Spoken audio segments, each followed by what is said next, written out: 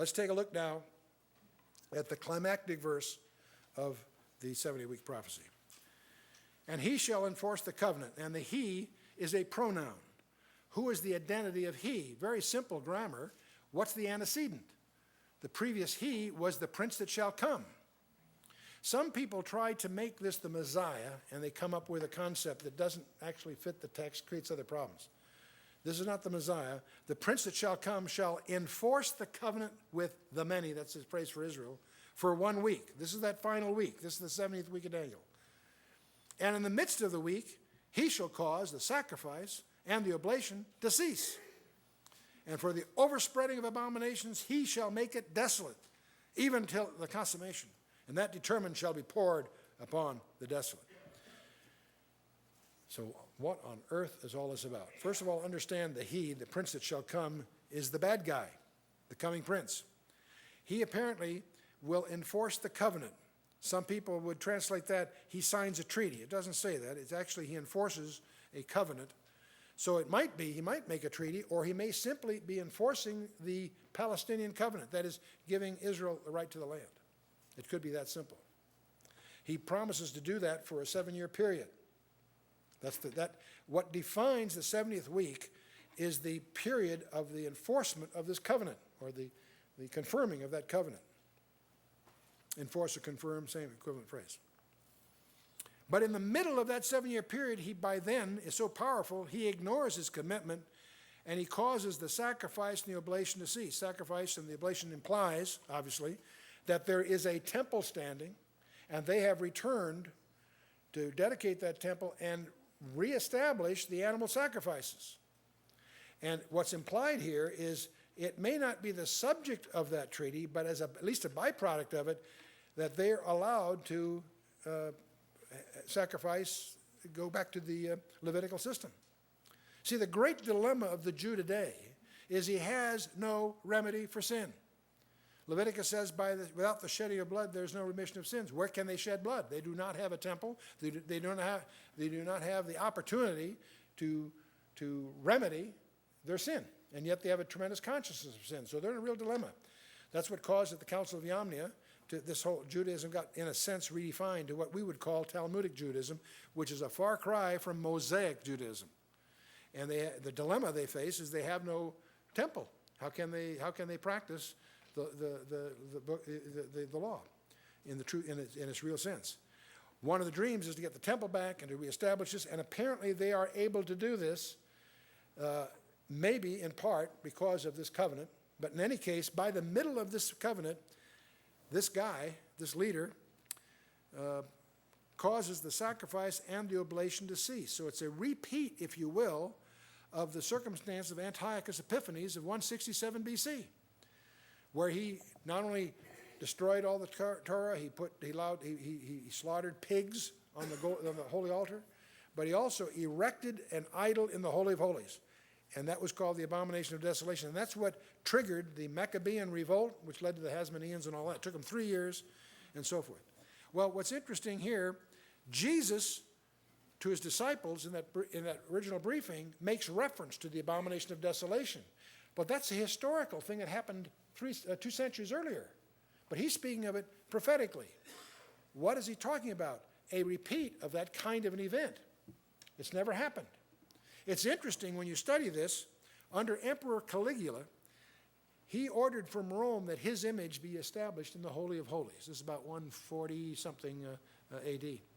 Petronius, the general in charge in those days, this is after Pilate and all this is later, obviously, century after the crucifixion, knew that if he tried to do that, there would be another repeat, there'd be an uprising. So he refused to follow his orders. When Caligula finds out that he didn't do it, he sends an order for Petronius to be killed. But then Caligula dies within 2 weeks, and by a mix-up of messages at sea, the message of Caligula's death arrives in Judea before the order to have Petronius killed, so he gets off the hook. But what's interesting here is to see God intervene, because then shortly thereafter the temple is destroyed, and the temple was destroyed under warfare conditions. They didn't erect any altars and worship them. They were fighting for their lives, both sides.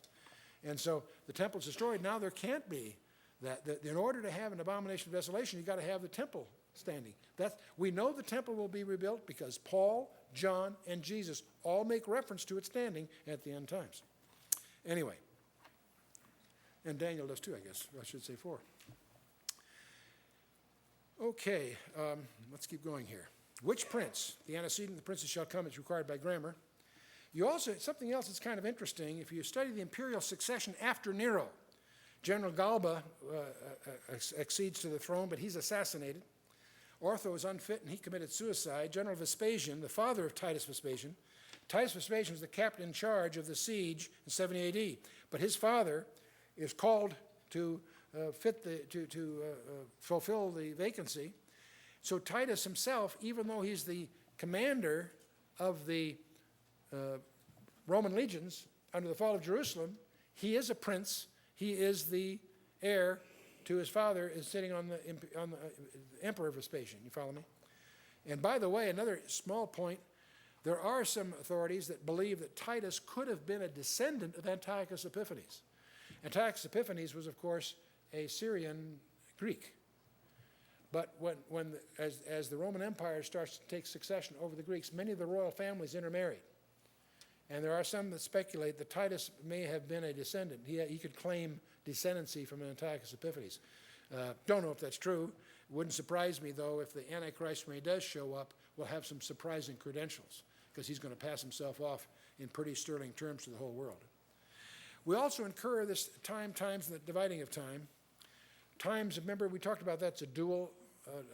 So time is singular, times is a dual, and half a time. It's a way of saying 3.5. And that will occur in Daniel 12. It occurred in Daniel 7. It'll occur in Daniel 12 again. But here in Daniel 27, we have the midst of the week, the 3.5 years.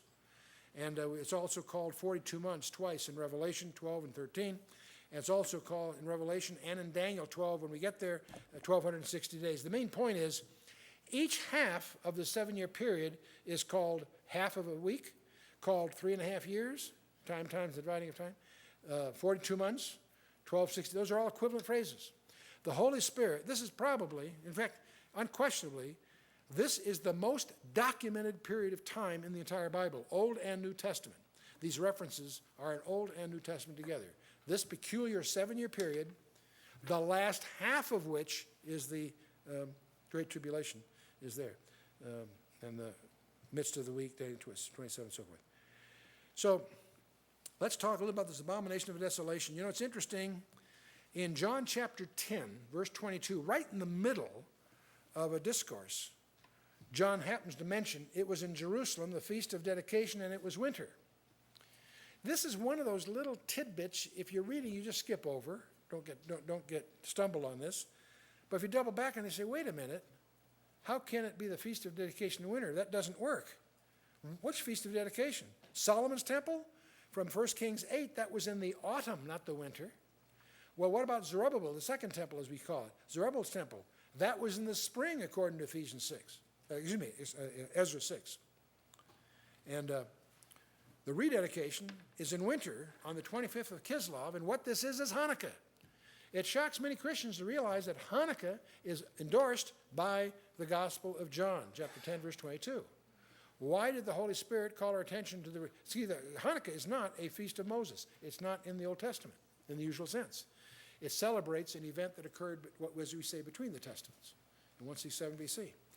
But it's interesting because what the Holy Spirit's saying, we need to understand the events surrounding Antiochus Epiphanes because it leads to an event that Jesus will idiomatically refer to as happening in the future.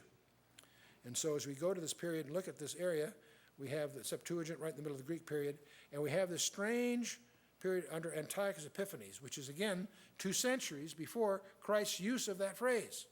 So we are dependent upon the history of Antiochus Epiphanes to understand what that really involved. And so we went through all this in our previous chapter when we studied that, but he made the Torah reading punishable by death. He slaughtered a sow on the altar. He erected an idol to Zeus on the Holy of Holies, which is defined as the abomination of desolation.